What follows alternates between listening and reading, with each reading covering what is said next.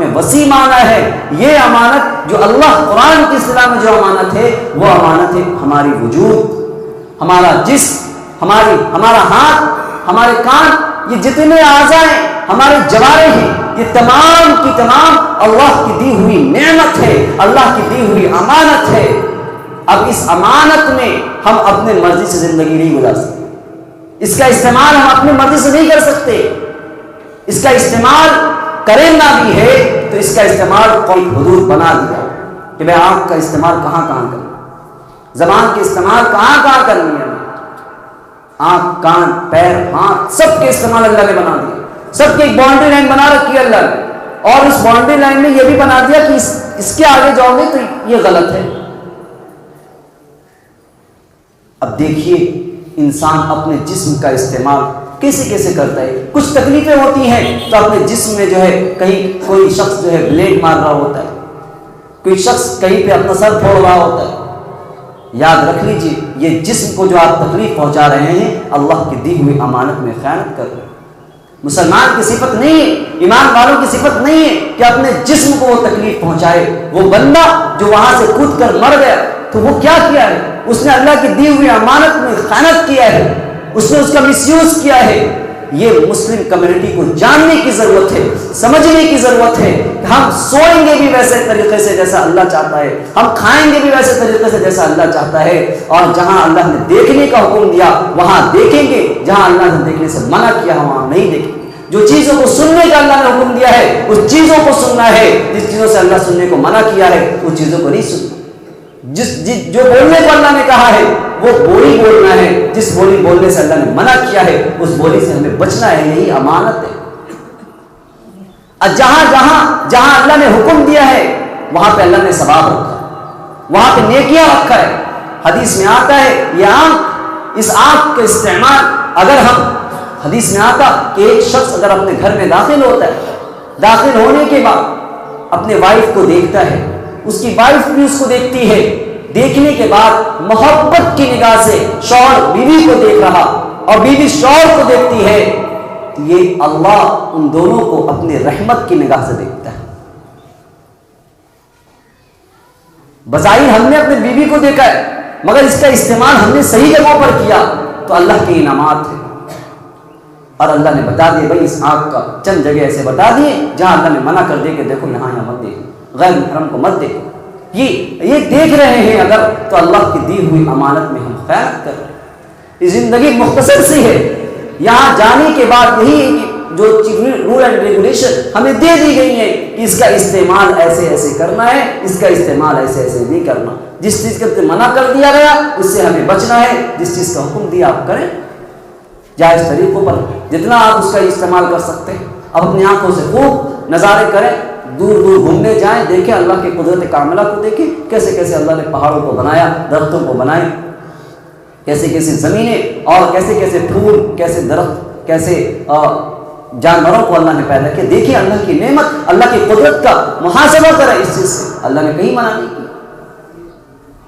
ہاں اس اللہ نے ایک چیز کو، بڑے بڑے بزرگ گزرے ایک ایک چیز کو دیکھتے ہیں اور اس میں بیٹھ جاتے ہیں، سوچتے رہتے اللہ نے کیسی دنیا بنائی، کیسے انتظام کیا.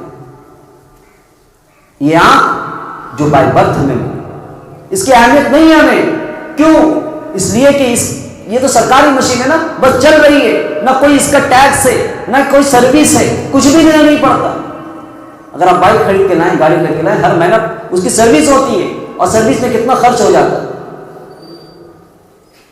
اور کبھی کبھی لوٹ بھی جاتے سروسوں میں. مگر یہ آنکھ اگر آپ کی آنکھیں سلامت ہے، یہ اللہ کا احسان ہے، اللہ کی نعمت ہے. اگر یہ آنکھ کی روشنی سلب ہو جائے، ختم ہو جائے، پھر پوری دنیا کی مال و دولت آپ اکٹھا کر لیں، یہ آنکھ کی روشنی واپس نہیں آئے گی. جس شخص کا پیر نہیں ہے اسے پوچھئے کہ وہ کتنا ترس رہا ہے جس کے پاس پیر نہیں ہے. شیخ سعدی رحمۃ اللہ علیہ کا واقعہ لکھا کہ شیخ سعدی رحمۃ اللہ علیہ ایک وقت دھوپ میں، کڑی دھوپ میں نکلتے ہیں، پیر میں چپل نہیں ہے، اتنے بڑے جو ہے پرشین کے امام مانے جاتے ہیں، فارسی لینگویج کے بڑے بزرگ عالم کے درسی کتابوں میں ان کی کتابیں چلتی ہیں. باہر نکلے کڑی دھوپ ہے، پیر میں چپل نہیں، اللہ سے شکنے لگے اے اللہ تو پوری دنیا کو اچھا کھلا رہا، جو تجھے مانتا نہیں، تیری عبادتیں نہیں کرتا، تیرے حکم کو نہیں مانتا، تو اس کو لگژریس لائف کی زندگی گزروا رہا، تجھے گاڑیاں ہیں اس کو میسر ہے، اچھے اچھے کپڑے، اچھے چپل ہے، اے اللہ میں تیرا فرمانبردار ہوں، تیری باتیں مانتا ہوں، تیرا حکم پہ چلتا ہوں، تیری اتباع کرتا ہوں، تو نے مجھے چپل سے بھی محروم کر رکھا ہے۔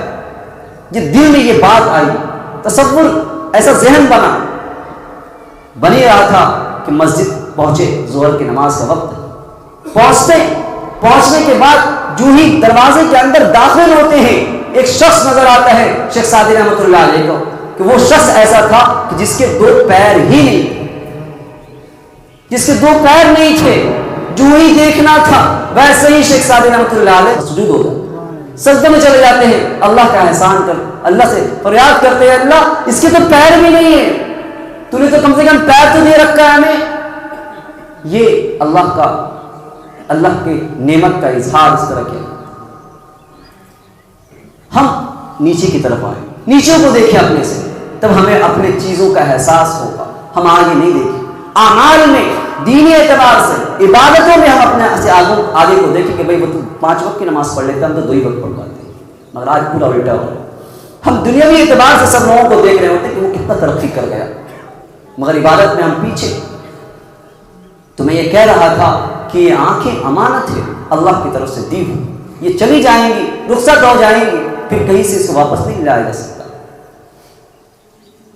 یہ زبان جس کا اللہ نے استعمال کرنے کا صحیح طریقہ بتایا کہ زبان استعمال کرو تو ہمیشہ سچ بولو، ہمیشہ سچ بولا۔ اس زبان کے بعد ایک حدیث، اس حدیث میں ہے جناب محمد صلی اللہ علیہ وسلم نے فرمایا، حدیث میں آتا ہے کوئی شخص ایک مرتبہ سبحان اللہ کہتا ہے، ایک مرتبہ سبحان اللہ اور الحمدللہ کہتا ہے تو میزان عمل کا آدھا پلہ بھر جاتا ہے۔ ایک مرتبہ صرف دل سے اللہ کو صرف سبحان اللہ اور الحمدللہ اس زبان سے نکالتا ہے تو میزان عمل کا آدھا پلہ اس کلمہ سے بھر جاتا ہے۔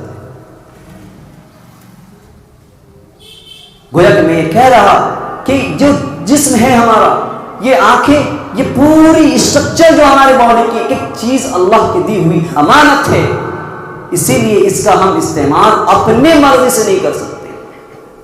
ایک بہت زیادہ پروٹیسٹ ہوا کہ بھائی عورتیں نکلی اور نکل کر کہہ رہی کہ ہمارا جسم ہماری مرضی۔ کس نے کہہ دیا تمہاری؟ کس نے کہہ دیا؟ تم اس کے کیسے، یہ زبان پہ یہ الفاظ کیسے اس کے آتے ہیں کہ یہ جسم ہمارا ہے؟ ایک تو تم تھے نہیں، اللہ نے تمہیں وجود بخشا ہے، نیز سے ہست کیا ہے، ہم سو جاتے ہیں یہ اللہ کی دی ہوئی نعمت، اللہ کا بہت ہی کرم ہے کہ اللہ نے ہمارے تمام چیزوں کو صحیح سلامت رکھا ہے۔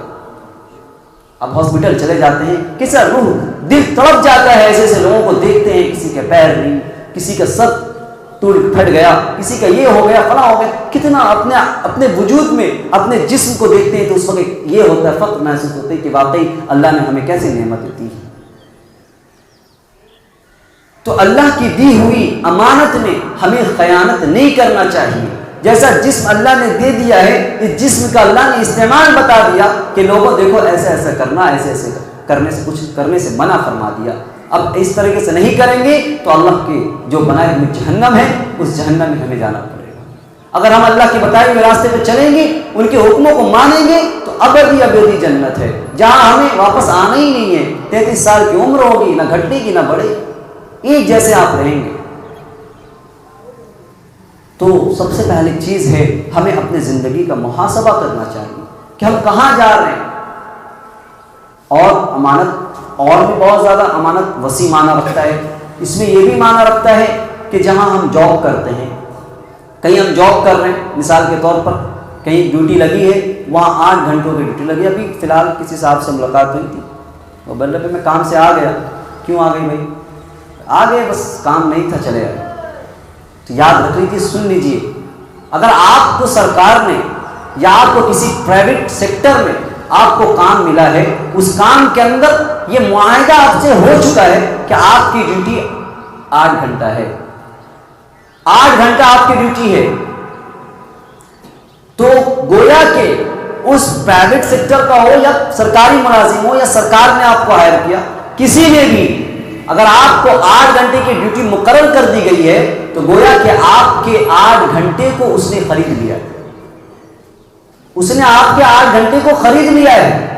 اس 8 گھنٹے میں آپ اپنا کوئی بھی ذاتی کام کرتے ہیں یہ حرام ہے، حرام ہے، اور اس 8 گھنٹے میں اپنے ذاتی کام میں جو مصروف آپ نے کیا، صرف کیا، اس کا پیسہ جو آئے گا وہ بھی حرام۔